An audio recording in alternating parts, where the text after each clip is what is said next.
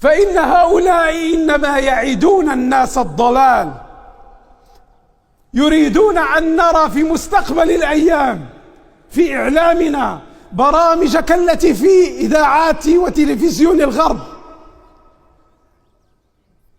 كمحكمة الأبوة، محكمة تقام وقاض يقضي بين زوجين يتحاكمون، وتنشر المحاكمة في برنامج مشهور بين الزوج والزوجة: هل الابن هذا أبوه حقا أم لا؟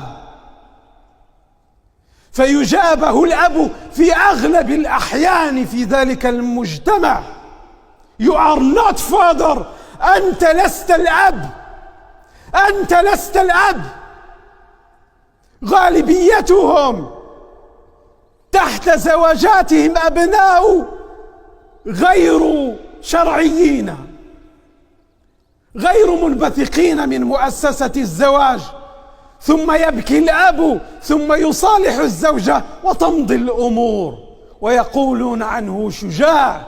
هكذا يريدون ببلدنا ومملكتنا.